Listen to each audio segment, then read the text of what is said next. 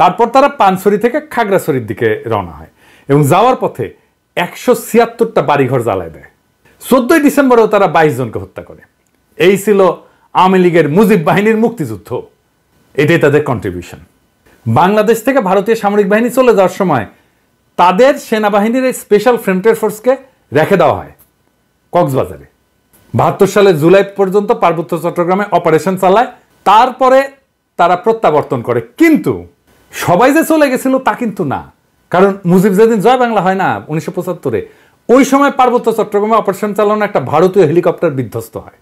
Record রে ভাই। পার্বত্য চট্টগ্রাম অস্থির অবস্থা রয়েছে, পার্বত্য চট্টগ্রাম নিরাপত্তাহীনতায় ভুগতেছে, পার্বত্য চট্টগ্রামে আমাদের দেশপ্রেমিক সেনাবাহিনীরা আহত হয়েছে, রক্তাক্ত হয়েছে। পার্বত্য চট্টগ্রামে এটা শুধু বাংলাদেশের ভিতরে সমস্যা তা নয়, এই পার্বত্য চট্টগ্রামে ভারতীয় ইন্ধনে রাজপথে নেমেছে এই পাহাড়িরা নিজেদেরকে আলাদা দাবি করে পাহাড়ি। আমি মনে করি বাংলাদেশের মানুষ মনে করে পাহাড়ি বলতে কোনো কিছু নেই, সকলেই বাংলাদেশি। তারা পাহাড়কে আলাদা করতে চায়। এই যে পাহাড়িদের সাথে বাংলাদেশের মানুষের একটা সমস্যা এবং পাহাড়ে ভারতের কি সমস্যা বিষয়গুলো অনেক আগে একটা সমাধান দিয়েছেন পিনাকি ভট্টাচার্য। তার এই ফর্মুলা অনুযায়ী যদি কাজ করা হতো, হয়তোবা পার্বত্য চট্টগ্রামের এই সমস্যাগুলো অনেকটাই কমে যেত। আমরা এই পিনাকির আলোচনা শুনলে বিষয়টি আরো বুঝতে পারবো। এরপর আমরা বিশ্লেষণ করব ভারত কিভাবে আরো ভয়ঙ্কর ষড়যন্ত্র করছে বাংলাদেশ থেকে পার্বত্য চট্টগ্রাম আলাদা করে নতুন দেশ গঠন করার জন্য। চলুন পিনাকির কথাগুলো শুনি, এরপর বিশ্লেষণ করব। আমরা আমাদের অনেক সমস্যার সৃজনশীল সমাধান নিয়ে আলাপ করছি, কিন্তু আমাদের একটা বিশাল জাতীয় সমস্যা আছে পার্বত্য চট্টগ্রাম নিয়ে। বাংলাদেশ রক্তাক্ত যুদ্ধ করছে এই জনপদে, যুদ্ধ থামছে, কিন্তু ছাইচাপা তুষের মতো এক আগুন ধিকে ধিকে জ্বলতেছে। পাহাড় আর সমতলের জনগোষ্ঠীর মধ্যে সন্দেহ আর অবিশ্বাসের বাতাস লঘু হইয়া যায় নাই। আমি মাঝে মাঝে ভাবি, যারা রাষ্ট্র চালায় তারা কি আদৌ সমস্যাগুলো নিয়ে ভাবেন? কিভাবে এটা সমাধান করা যায় এটা নিয়ে ভাবেন? ভাবলে, আন্তরিকভাবে চেষ্টা করলে তো এই সমস্যা একেবারে দূর না হোক, অনেকটা তো সহনীয় করে ফেলা যায়। রাষ্ট্র সবসময় অপদার্থরা চালায়, তাই কখনো আমরা ভাবতেই পারি না সমস্যাকে দূর করতে হলে কি কি কাজ করতে হবে, কিভাবে সৃজনশীলভাবে সমস্যার সমাধান করতে হবে। আজ আমি পার্বত্য চট্টগ্রাম ইস্যু নিয়ে আলাপ করব। আমার আলাপে সব সমস্যার সমাধান থাকবে না, তবে অন্তত একটা বড় সমস্যার সমাধানের বিষয়ে আলাপ করব। আশা করি বাংলাদেশের আপামর জনসাধারণ, সমতল এবং পাহাড়ের জনগণ আমার এই আলাপটাকে গ্রহণ করবেন। আসেন আল্লাহর নামে শুরু করি। এখন আলাপ হইতেছে আদিবাসী না উপজাতি এই বিষয় নিয়ে। আমি এই আলাপে এখনই ঢুকবো না, একটু টাচ করব আমার এপিসোডের একদম শেষ দিকে। আমার মতে সমস্যার মূলটা এই জায়গায় না, মূলটা মূলত দুইটা জায়গায়, একটা স্থানীয় আর একটা আন্তর্জাতিক। আন্তর্জাতিক বিষয়টা আমি প্রথমে আলোচনা করব, কারণ পার্বত্য চট্টগ্রাম নিয়ে আলাপ করার সময় সেই আন্তর্জাতিক প্রবলেমটা, সমস্যাটা, যেখানে ভারত একটা গুরুত্বপূর্ণ ফ্যাক্টর, সেটারে মাথায় রাখলে আমাদের বিষয়টা বুঝতে সুবিধা হবে এবং সমাধানের পথটা ভাবতেও সুবিধা হবে। আসেন এই দুইটা বিষয় কি কি। ভারত মনে করতো যে পার্বত্য চট্টগ্রামের নাগা এবং মিজো বিদ্রোহীরা লুকায় আছে এবং তাদেরকে পাকিস্তানের গোয়েন্দা সংস্থা ISI সাহায্য করে। তো এইটার পাল্টা কর্মসূচি নেয় ইন্ডিয়া, যে পূর্ব পাকিস্তানকে দেশটার রাজনৈতিক মূল অংশ থেকে বিচ্ছিন্ন করবে। তো ভারত এইটার উল্টা কর্মসূচি নেয় যে পূর্ব পাকিস্তানকে পশ্চিম পাকিস্তানকে বিচ্ছিন্ন করবে এবং এই কর্মসূচি নিয়ে আগায় যেতে থাকে। এবং এইটা নিয়ে আগায় যাওয়ার জন্য তাদের গোয়েন্দা মানে রকে সবুজ সংকেত দেয় ভারতীয় নীতি নির্ধারকেরা। অনেক পরে ভারতের গোয়েন্দা সংস্থা তার কর্মকর্তা বি রমন এই সম্পর্কে বলছেন যে এই যে পূর্ব পাকিস্তান থেকে ভারতের উত্তর পূর্বাঞ্চলে ISI চালানো কার্যক্রমের অবসান ঘটাইতে ইন্দিরা গান্ধী পূর্ব পাকিস্তানের বাংলাভাষীদেরকে পাকিস্তান থেকে বিচ্ছিন্ন হওয়া এবং বাংলাদেশ নামে একটা পৃথক রাষ্ট্র প্রতিষ্ঠার ব্যাপারে সহায়তা করতে হবে এই সিদ্ধান্ত নেয়। এটা বি রমনের বইয়ে লেখা আছে। তো ভারতীয় তরফ থেকে বাংলাদেশের মুক্তিযুদ্ধে সংশ্লিষ্টতার একটা বড় উপাদান ছিল একটা বিশেষ বাহিনীকে পার্বত্য চট্টগ্রাম দিয়ে অপারেশনে পাঠানো। এই বিশেষ বাহিনীর নাম ছিল special frontier force. General Uban ছিল এই ফোর্সের প্রথম ইন্সপেক্টর জেনারেল। 1962 সালের শেষ দিকে এই ফোর্সটা গড়ে উঠছিল। 71 সালে এই জেনারেল উবানি ছিলেন মুজিব বাহিনীর প্রশিক্ষক। মুজিব বাহিনী কি জানেন তো? ছাত্রলীগ, যুবলীগ আর আওয়ামী লীগের যৌথ গেরিলা বাহিনী। এরা কিন্তু যুদ্ধ করেনি, আর আজকে তারা মুক্তিযুদ্ধের সিপাহসালার হয়ে গেছে। শুধু তাই না, উবান ছিল রক্ষী বাহিনীরও প্রশিক্ষক। তাইলে বুঝতে পারতেছেন তো যে ইন্ডিয়ার প্ল্যানটা কি এবং কিভাবে সে প্ল্যানগুলো সাজাচ্ছে তার আশেপাশে। এবং পার্বত্য চট্টগ্রামে যখন 71-এ চূড়ান্ত অপারেশন হয়েছিল, তখন মুজিব বাহিনী না, স্পেশাল ফ্রন্টিয়ার ফোর্স নামে ওই আনকনভেনশনাল বাহিনীকেও ভারতীয়রা পার্বত্য চট্টগ্রাম দিয়ে বাংলাদেশে ঢুকায় দেয় এবং এই স্পেশাল ফ্রন্টিয়ার ফোর্স অনেক দিন থাকে, এমনকি 1975 পর্যন্ত থাকে পার্বত্য চট্টগ্রামে। তো এই ফোর্সের দায়িত্ব কি ছিল? যে পার্বত্য চট্টগ্রামে যে ভারত নিয়ন্ত্রিত মিজোরাম এবং নাগাল্যান্ডের স্বাধীনতা সংগ্রামী আছে তাদেরকে খুঁজে বের করে এবং নিশ্চিহ্ন করা। এখানেই শেষ না, এই স্পেশাল ফ্রন্টিয়ার ফোর্সের সাথে মুজিব বাহিনী পার্বত্য চট্টগ্রাম দিয়ে যখন অভিযান শুরু করে, এটা নভেম্বরের শেষ দিকে, এরা ত্রিপুরা রাজ্য থেকে পার্বত্য চট্টগ্রামের পানছড়িতে প্রবেশ করে নভেম্বরের শেষে। একদল চাকমা তাদেরকে অভ্যর্থনা জানাইতে যায়, মনে করছে তাদের মুক্ত করতে আসছে, এই জন্য একটা খাসিও নিয়ে গেছিল বেচারারা। আহারে, মুজিব বাহিনী ও স্পেশাল ফ্রন্টিয়ার ফোর্স এই সদস্যদের খাসিটা নিছে, কিন্তু অভ্যর্থনাকারী সবাইকে হত্যা করছিল। তারপর তারা পানছড়ির পাহাড় গ্রামগুলোতে হামলা শুরু করে, বাড়িঘর লুটপাট করে, আগুন লাগায় দেয়, সামনে যাকে পায় তাকেই হত্যা করে এবং মেয়েদেরকে ধর্ষণ করে। তাদের হামলায় পানছড়িতে ওই দিনই নিহত হয়েছিল 32 জন নিরীহ পাহাড়ি। তারপর তারা পানছড়ি থেকে খাগড়াছড়ির দিকে রওনা হয় এবং যাওয়ার পথে 176টা বাড়িঘর জ্বালায় দেয়। 14 ডিসেম্বরেও তারা 22 জনকে হত্যা করে। এই ছিল আওয়ামী লীগের মুজিব বাহিনীর মুক্তিযুদ্ধ, এটাই তাদের কন্ট্রিবিউশন। বাংলাদেশ থেকে ভারতীয় সামরিক বাহিনী চলে যাওয়ার সময় তাদের সেনাবাহিনীর এই স্পেশাল ফ্রন্টিয়ার ফোর্সকে রেখে দেওয়া হয় কক্সবাজারে। 72 সালের জুলাই পর্যন্ত পার্বত্য চট্টগ্রামে অপারেশন চালায়, তারপরে তারা প্রত্যাবর্তন করে। কিন্তু সবাই যে চলে গেছিল তা কিন্তু না, কারণ মুজিব যেদিন জয় বাংলা হয় না 1975-এ, ওই সময় পার্বত্য চট্টগ্রামে অপারেশন চালানো একটা ভারতীয় হেলিকপ্টার বিধ্বস্ত হয়। রেকর্ড রে ভাই, মুজিব মূলত পার্বত্য চট্টগ্রামকে ভারতের হাতে তুলে দিছিল। আমি আর সেই ইতিহাসে গেলাম না, কিন্তু এখন পার্বত্য চট্টগ্রাম নিয়ে ইন্ডিয়ার পরিকল্পনাটা কি? ইন্ডিয়ার একটা দুর্বল জায়গা আছে চিকেন নেক, তাই না? আপনারা জানেন, যেটা দখল নিতে পারলে 7 সিস্টার জয় বাংলা হয়ে যাবে, আলাদা হয়ে যাবে। ইন্ডিয়া সেটা নিয়ে সবসময় একটা প্যারার মধ্যে থাকে। আমাদেরও একটা উইক জায়গা আছে, সেটা হইতেছে ফেনী, যা আমাদের বাংলাদেশ মূল ভূখণ্ডের সাথে পার্বত্য চট্টগ্রামকে যুক্ত করছে। ওই জায়গা দিয়া পার্বত্য চট্টগ্রামকে যদি আলাদা করে দিতে পারে ইন্ডিয়া, তাইলে চিকেন নেক নিয়ে তার না ভাবলেও চলবে, মুফতে একটা সমুদ্র বন্দর পাওয়া যাবে।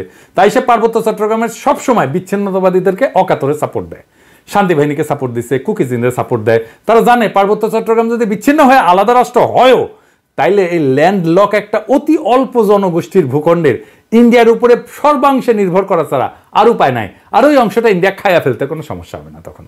তবে আমরা এই সমস্যার কথা কম বেশি সবাই জানি, যে দ্বিতীয় যে সমস্যা, যেটার কথা আমরা একেবারেই জানি না, আলাপ করি না, সেই সমস্যাটা কি? আসেন সেটা নিয়ে আলাপ করি। এটা খুবই জটিল এবং কম আলোচিত সমস্যা। এই প্রসঙ্গে আমি আর একটা আলোচনা করে নিই, আপনাদের বুঝতে সুবিধা হবে।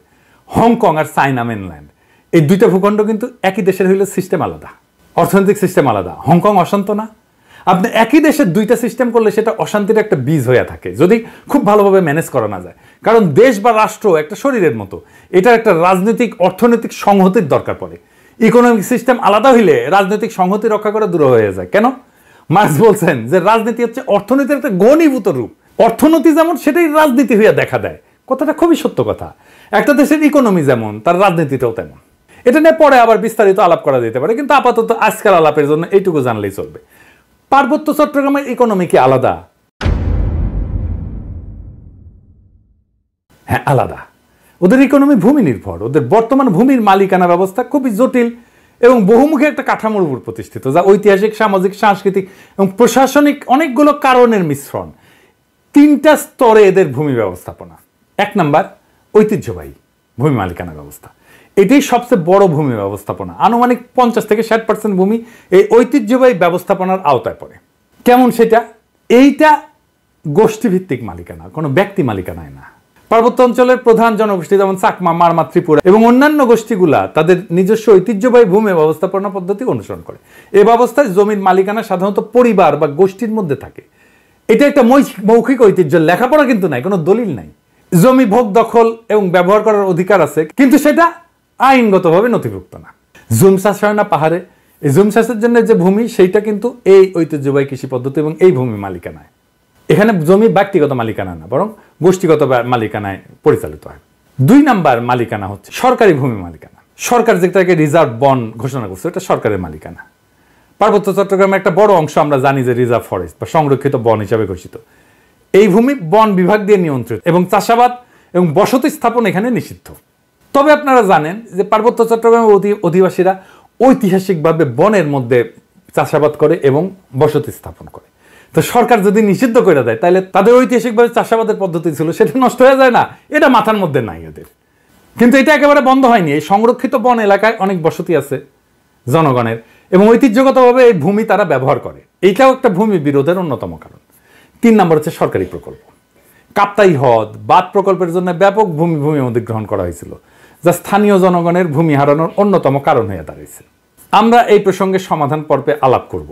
আনুমানিক 25 থেকে 30% ভূমি সংরক্ষিত বনাঞ্চলের অধীনে রয়েছে। আর আইনগতভাবে নথিভুক্ত মালিকানা, যেটা আমরা সমতলে দেখি আর কি, জমি রেজিস্ট্রির দলিল, এটা দেখি না, এইটা পর্সা টর্সা এগুলো দেখি না, পাকা দলিল। কিছু কিছু এলাকায় ব্যক্তি বা গোষ্ঠী তাদের জমির দলিল নথিভুক্ত করে ফেলছে, তবে এটা খুবই সীমিত এবং এইটা সবসময় সমস্যাযুক্ত, কারণ অনেক জমির মালিকানার বিষয়ে সরকারি রেকর্ড স্থানীয় ঐতিহ্যবাহী নিয়মের মধ্যে তো সংঘাত আছে, তাই না? এইটা ধরেন 10%-এর মতো। এই ভূমি ব্যবস্থাপনার মূল সমস্যাটা কি? সমস্যা হচ্ছে যে পার্বত্য জনগোষ্ঠী তাদের এই ঐতিহ্যগত নিয়মে জমি ভোগ দখল করলেও সরকারি আইনে তো স্বীকৃত না এটা। তারপর ধরেন উন্নয়ন প্রকল্প, যেমন কাপ্তাই জল বিদ্যুৎ কেন্দ্র, এবং সমতলের অনেক মানুষ আসছে পার্বত্য অঞ্চলে, ফলে স্থানীয় জনগণের জমি হারানোর ঘটনা ঘটছে। আবার আরেকটা জিনিস বললাম যে রিজার্ভ সংরক্ষিত বন এবং কৃষি জমি নিয়ে যে সংঘাত, ওইখানে তারা বসতি স্থাপন করে, ওখানে কৃষি কাজ করে। সমতলের অনেকে বলে যে আমরা কেন পার্বত্য চট্টগ্রামে গিয়ে জমি কিনতে পারবো না, ওরা তো এসে সমতলে জমি কিনতে পারে। সমস্যা বুঝছেন তো? আপনি কার কাছ থেকে জমি কিনবেন? দলিলই তো নাই, দলিল তো মুখে মুখে। মালিকানা তো ব্যক্তির না রে ভাই, মালিকানা সামাজিক, এবং প্রায় 60% জমির মালিকানা এরকম। তো এই বাস্তবতাটা তো বুঝতে হবে। দেখেন এই সমস্যার সমাধান কি? ওয়ান কান্ট্রি টু সিস্টেম ব্যবস্থা আমাদের চালাইতে হবে ততদিন পর্যন্ত যতদিন না ব্যাপক সংখ্যাগরিষ্ঠ পাহাড়িরা এই সিস্টেম বদলানোর জন্য দাবি না করে। আমরা এই ব্যবস্থার জন্য হংকং এর অভিজ্ঞতা, স্কটল্যান্ড, উত্তর আয়ারল্যান্ডের অভিজ্ঞতা কাজে লাগাতে পারি। এইটা করে ঐতিহ্যবাহী ভূমি ব্যবস্থাকে আইনি স্বীকৃতি দিতে পারি এবং পুরো পার্বত্য চট্টগ্রামকে আমরা গ্রিন ইকোনমির আওতায় আনতে পারি। তাহলে আমাদের এই ওয়ান কান্ট্রি টু সিস্টেমটা ভালোভাবে বাস্তবায়ন করা যাবে। অর্থনৈতিক উন্নয়ন আর স্বাতন্ত্র্য 2 লক্ষ্যই অর্জিত হবে। পার্বত্য চট্টগ্রামে ব্যাপক অর্থনৈতিক উন্নয়ন করলে, পাহাড়িদের আয় আর জীবনযাত্রার মান বাড়াইলে বেশিরভাগ সমস্যার সমাধান হয়ে যাবে। আসলে এই গ্রিন ইকোনমিটা কি আর কিভাবে এটা ইমপ্লিমেন্ট করা যায় সেটা দেখি, বাস্তবায়ন করা যায়। গ্রিন ইকোনমি হলে এমন একটা অর্থনৈতিক ব্যবস্থা যা পরিবেশকে রক্ষা করবে, টেকসই উন্নয়নকে প্রাধান্য দেবে এবং এইটাই প্রাকৃতিক সম্পদের সঠিক ব্যবস্থাপনা, পরিবেশ বান্ধব প্রযুক্তি ব্যবহার এবং সবুজ কর্মসংস্থান তৈরির মাধ্যমে অর্থনৈতিক উন্নয়ন এবং পরিবেশ রক্ষার মধ্যে একটা ভারসাম্য আনবে। এবং আমরা পার্বত্য চট্টগ্রামকে যদি একটা সংরক্ষিত এলাকা বলে ঘোষণা দিয়ে গ্রিন ইকোনমির আওতায় নিয়ে আসি, তাহলে অনেকগুলো সুবিধা পাওয়া যাবে। স্বাতন্ত্র্য রক্ষা তো হবেই, পাশাপাশি অর্থনৈতিক উন্নয়ন সম্ভব হবে। সুবিধাগুলো এক এক করে আলোচনা করি। যেমন ধরেন, প্রাকৃতিক সম্পদের সংরক্ষণ করা যাবে। সংরক্ষিত এলাকায় অরণ্য, বন্যপ্রাণী এবং জীববৈচিত্র্য রক্ষার জন্য সঠিক ব্যবস্থাপনা গড়ে তোলা সম্ভব হবে এবং এর ফলে টেকসই একটা বন ব্যবস্থাপনা, যেটাকে সাস্টেনেবল বন ব্যবস্থাপনা বলা হয়, এবং পানি সংরক্ষণ, কার্বন নিঃসরণ হ্রাস করা যাবে এবং পরিবেশ বান্ধব কর্মসংস্থান তৈরি করা যাবে। কিভাবে? ধরেন ইকো ট্যুরিজম, জৈব চাষাবাদ, প্রাকৃতিক পণ্য উৎপাদন এবং স্থানীয় কারুশিল্পের মাধ্যমে স্থানীয় জনগণের জন্য কর্মসংস্থান সৃষ্টি করা যাবে। পরিবেশ বান্ধব উদ্যোগ নেওয়া যেতে পারে, যেমন সৌরশক্তি প্রকল্প, জৈব প্লাস্টিক উৎপাদন প্রকল্প, এইগুলো তৈরি করা যেতে পারে। এবং যেহেতু আমরা এখানে কার্বন নিঃসরণ কমাবো, তাই আন্তর্জাতিক সহযোগিতা পাওয়া যাবে প্রত্যেকটা প্রকল্পে। শুধু আন্তর্জাতিক সংস্থার সাহায্য, টাকা পয়সায় না, প্রযুক্তিগত সহায়তাও নেওয়া যাবে এবং পরিবেশ বান্ধব ট্যুরিজম গড়ে তোলা যায়। এখন যে ট্যুরিজম আছে এটা পরিবেশ বান্ধব না, এটা আয়ের একটা গুরুত্বপূর্ণ উৎস হতে পারে। আর সামাজিক উন্নয়ন জনসাধারণের, যেমন ধরেন স্থানীয় জনগণের শিক্ষা, স্বাস্থ্য এবং আর্থিক অবস্থার উন্নতির জন্য প্রকল্প নেওয়া যেতে পারে, যেটা তাদের জীবিকার বিকল্প উৎস হিসেবে কাজ করবে। যারা বনাঞ্চলে কাজ করতেছে, যারা বনাঞ্চলে আবাদ করতেছে বা বাসস্থান করতেছে, তাদের জন্য একটা বিকল্প, একটা কর্মসংস্থানের উৎস আমাদের খুঁজে বের করতে হবে। এবং স্বাতন্ত্র্য রক্ষার জন্য এই প্রত্যেকটা প্রকল্পে স্থানীয় সম্প্রদায়ের অংশগ্রহণ নিশ্চিত করতে হবে। স্থানীয় জনগোষ্ঠীকে সিদ্ধান্ত গ্রহণ এবং ব্যবস্থাপনার অংশীদার করে ফেলতে হবে। তাদের ম্যানেজমেন্টে পার্টিসিপেশন ছাড়া আমরা কোনো কাজ করব না। তাদের সাংস্কৃতিক ঐতিহ্য এবং জীবনযাত্রাকে সম্মান জানায় উন্নয়ন পরিকল্পনা করতে হবে সব সময়। সংরক্ষিত এলাকাকে বিভিন্ন জোনে ভাগ করা যেতে পারে, যেমন ধরেন কোর জোন, যেটা সম্পূর্ণ সংরক্ষিত এলাকা, যেখানে মানুষের প্রবেশ সীমিত থাকবে। বাফার জোন, যে কিছু নিয়ন্ত্রিত কার্যক্রম, যেখানে ইকো ট্যুরিজমটা চালাবো। আমরা ইকো ট্যুরিজম সব জায়গায় চালাইতে দেবো না এবং এখানে গবেষণাও করব। এবং sustainable use zone, third zone, যেটা যেখানে পরিবেশ বান্ধব চাষাবাদ, কারুশিল্প এবং অন্যান্য কার্যক্রম পরিচালনা করা যাবে। এবং একটা কঠোর আইন, পরিবেশ সুরক্ষা আইন লাগবে ওইখানে। সংরক্ষিত এলাকায় বৃক্ষ নিধন, শিকার এবং দূষণ কঠোরভাবে নিষিদ্ধ করতে হবে এবং আইন ভঙ্গ করলে দৃষ্টান্তমূলক শাস্তি ব্যবস্থা করতে হবে। এবং আমরা পুরো সিস্টেমটা ঠিক মতো চলতেছে কিনা এটার জন্য প্রযুক্তির ব্যবহার করব, ড্রোন লাগাবো, স্যাটেলাইট ইমেজ ব্যবহার করব, যে সংরক্ষিত এলাকায় সার্বক্ষণিক আমরা নজরদারি করব যে কেউ আমাদের এই পরিবেশের ক্ষতি করতেছে কিনা। এবং এই অঞ্চলে আমাদের একটা গবেষণা এবং ডকুমেন্টেশনের একটা শক্তিশালী সিস্টেম রাখতে হবে, যে সংরক্ষিত এলাকায় জীব বৈচিত্র্য, সম্পদ এবং পরিবেশগত অবস্থা নিয়মিত এটা ঠিক থাকতেছে কিনা এটা নিয়মিত গবেষণার মাধ্যমে পর্যবেক্ষণ করা হবে। আর আসেন কাপ্তাই লেক এলাকা। এই যে কাপ্তাই লেকটা করা হয়েছে, জানেন এখানে কত মেগাওয়াট বিদ্যুৎ হয়? 230 মেগাওয়াট মাত্র। এটা গোটা বাংলাদেশের চাহিদার মাত্র 5%। এই যে 5% বিদ্যুৎ, তার জন্য কত বড় সমস্যা আমরা তৈরি করছি। আমরা যদি ঘোড়াশাল বিদ্যুৎ কেন্দ্রের কথা চিন্তা করি, ঘোড়াশাল বিদ্যুৎ কেন্দ্র 950 মেগাওয়াট বিদ্যুৎ উৎপাদন করে, তার মানে 4 গুণ এই কাপ্তাই লেকের চাইতে। তাইলে আমি এটা আসলে রাখবো কেন? এই কাপ্তাই বাঁধ ভেঙে দিয়ে আমরা জমি উদ্ধার করলে কি সমস্যা? এটা ভেবে দেখতে হবে। এটা নিয়ে আমাদের সিরিয়াস চিন্তা করতে হবে যে আসলে আমরা কাপ্তাই বাঁধটা রাখবো কিনা। একটা দীর্ঘস্থায়ী প্রবলেমের সমস্যার সমাধান করছে। কাপ্তাই লেক থাকবে না, কাপ্তাই লেকের দরকার কি? আমাদের তো দরকার নাই। দৃষ্টিনন্দন কাপ্তাই লেকের তো দরকার নেই। আমার যদি জমি উদ্ধার হয় ওইখানে, এই 230 মেগাওয়াট বিদ্যুতের দাম কত? আর আমরা যদি এই জমিটাকে ব্যবহার করতে পারি, কাপ্তাই লেকের নিচে ডুবে যাওয়া জমিটা যদি উদ্ধার করতে পারি, তাহলে এই জমিতে আমরা কি পরিমাণে অর্থনৈতিক ব্যবস্থাপনা করতে পারবো, অর্থনৈতিক সুবিধা পাবো, অর্থনৈতিক লাভ করতে পারবো। এটা একটা স্টাডি হইতে পারে। আমি এটা ধারণাটা দিলাম। যদি মনে করেন যে স্টাডি করে যদি দেখা যায় যে ওইখানে অর্থনৈতিক সুবিধা যেটা সেটা অনেক অনেক বেশি এই কাপ্তাইয়ের 230 মেগাওয়াটের বিদ্যুতের চাইতে, তাহলে কাপ্তাই বাঁধ আমাদের রেখে লাভ কি? এটা ভেঙে দেওয়া যেতে পারে। আমার মনে হয় যে কাপ্তাই বাঁধ যদি ভেঙে দেওয়া যায় তাহলে আমাদের বেটার ইকোনমিক বেনিফিট আমাদের আসবে। এবার আসেন আদিবাসী ধারণা নিয়ে আমার চিন্তাটা বলি। কেন এইটা অদরকারি আলাপ? কেনই বা সমতলের মানুষ এই চিন্তাটা পছন্দ করে না? সমতলের মানুষ আদিবাসী ধারণা নিয়ে কি মত পোষণ করে সেটা বলার আগে বোমাং রাজা কি ধারণা পোষণ করে সেটা শুনি। আসেন শোনেন, ওনার কথাই শোনেন। আমার নাম অংশটু চৌধুরী। আপনারা বলেন আমরা actually we are not tribal, আমরা আদিবাসী নয়। আমরা ছিলাম বার্মাতি। কারকারের সম্রাট মাংরাজগিরি, উনি বোমাং রাজাকে 1614 সালে সরকার গভর্নর অফ চিটাগং, একজন রাজা গভর্নর ছিল। Fifth man entered into Chittagong District, বর্ধমানে, বোমাঙ্গি কমলাপুর 1727 সালে। 283 বছর আগে আমরা এখানে যুক্তি। এই যে ইন্ডিজেনাস বা আদিবাসী শব্দটার অর্থ হইল এমন জনগোষ্ঠী বা সম্প্রদায় যারা কোনো নির্দিষ্ট ভৌগোলিক এলাকায় ঐতিহাসিকভাবে বসবাস করে আসতেছে, যারা সেই এলাকার আদি অধিবাসী এবং যাদের ঐতিহ্য সাধারণত ঔপনিবেশিক বা আধুনিক জনগোষ্ঠীর আগমনের পূর্বে গড়ে উঠছে। সহজ বাংলায় বললে ওই অঞ্চলের আদিবাসিন্দা। রেড ইন্ডিয়ানরা যেমন আমেরিকার আদিবাসিন্দা, আপনারা তো সেটা না পাহাড়ি ভাইরা। তারপরে যখন এই শব্দ ব্যবহার করার জন্য চাপাচাপি করেন তখন বাকি দেশের মানুষ এটাকে সন্দেহের চোখে দেখবেই। এটাও বুঝতে হবে। তারা জানে আদিবাসীরা যদি দাবি করে যে তাদের মানবাধিকার লঙ্ঘিত হচ্ছে, তাহলে আন্তর্জাতিক সম্প্রদায় তাদের আলাদা রাষ্ট্রের দাবিকে সমর্থন জানায়, সেই দাবিকে মেনে নিতে বাধ্য করতে পারে। আর আপনাদের তো জুম্মল্যান্ড সংক্রান্ত দাবি আছেই, আর ইন্ডিয়ার তো ফুসলানো আছেই, তাই না? এবং ইন্ডিয়া তো চায় এটাকে আলাদা করে নিয়ে একটা আলাদা তাদের মধ্যে খেয়ে ফেলতে। তো সন্দেহ তো যৌক্তিক। আপনারা যদি মনে করেন আদিবাসী শব্দটা আপনাদের আলাদা সুবিধা দেবে, আপনি বাংলাদেশ রাষ্ট্রের কাছে চান সেই সুবিধা, তাইলে আলাপ তো করা যেতেই পারে ওইটা নিয়ে। কিন্তু সে আলাপে না যায় যদি বলেন দেখিছো আকাশে কি সুন্দর চাঁদ উঠিছে, তাহলে হবে? পাহাড়ে সবাই যেমন বিচ্ছিন্নতাবাদী না, এটা যেমন সত্য, তেমন সমতলের সবাই আপনাদের ব্যাপারে ইনসেনসিটিভ বা অসংবেদনশীল না, এটাও তেমন সত্য। তাই আসেন দুই পক্ষকেই বলি, সংঘাত আর অবিশ্বাসের কালকাটায় আমরা নতুন ইতিহাস গড়ি। হাসিনা বিরোধী লড়াইয়ে পাহাড়ি ভাই বোনেরা আমাদের কাঁধে কাঁধ মিলায় লড়াই করছেন। আমরা এই ঐতিহাসিক ঐক্যকে সাথে নিয়ে আগায় যাই। আমরা এমন এক বাংলাদেশ গড়ে তুলি যার গর্বিত মালিক হবে হিন্দু, মুসলমান, পাহাড়ি, সমতলি, চাকমা, বাঙালি সকলেই।